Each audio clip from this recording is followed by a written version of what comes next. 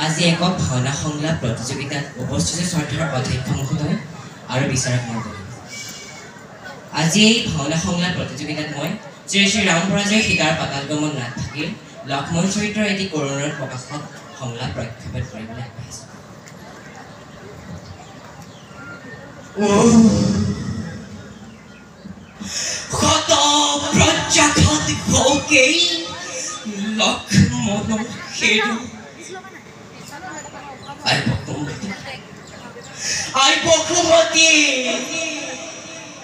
তুমি এতিয়াও দ্বিখণ্ডিত হোৱা নাই কিয়?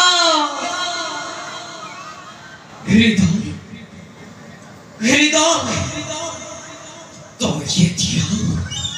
তই এতিয়াও জ্বলি উঠা নাই কিয়?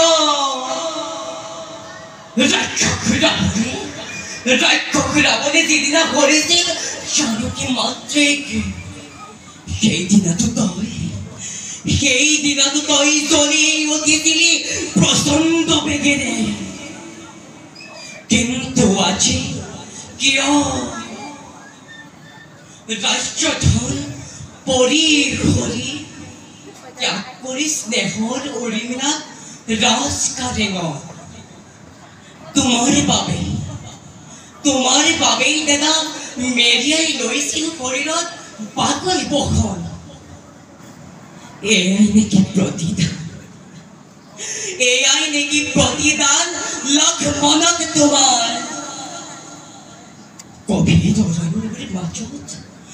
গভীৰ অৰণ্যৰ মাজত সীতা দেৱীয়ে সুধিব যেতিয়া মোক, স্নেহৰ লক্ষ্মণ হিংসা দ্বন্দ্বৰে পৰিপূৰ্ণ এই বনৰ মাজত কেনিজান ক'ত থাকিল?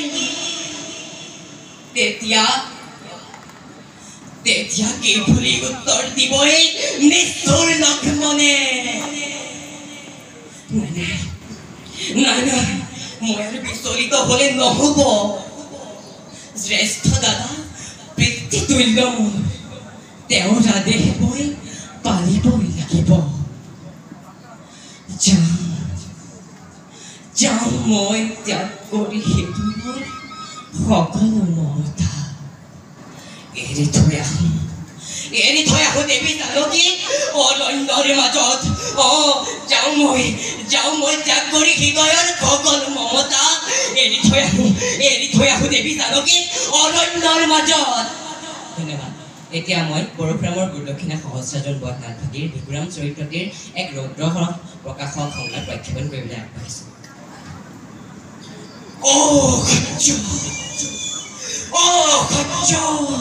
অতি অসহ্য আৰু কিমান কষ্ট কৰিম দুষ্ট সহস্ৰাজনৰ নিৰ্মম অত্যাচাৰ। এয়াতো পাপ। নীৰৱে অত্যাচাৰ সহ্য কৰি নকৰি প্ৰতিবাদ, নতশিৰ হৈ থকা অন্যায় সমানেই পাপ। নাই ইয়াৰ প্ৰতিবাদ মই কৰিবই লাগিব। দুষ্ট সহস্ৰাজন সাধু মৃত্যুৰ লেলিহা শিখাই তোক নিষেধ কৰিব অতি অচিৰতে।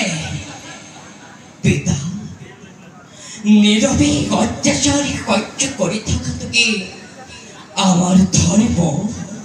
দুষ্ট নৰাধমটোৰ বৃত্তবোৰে পৰিত্যাগ কৰি শিষ্টাচাৰ পাপৰ চৰম সীমা অতিক্ৰম কৰি আমাৰ আশ্ৰম জ্বলাই নিষেধ কৰি দিব আৰু আমি নীৰৱে সহ্য কৰি থাকিম। এয়াই নেকি আমাৰ কৰ্তব্য পিতা? ধন্যবাদ।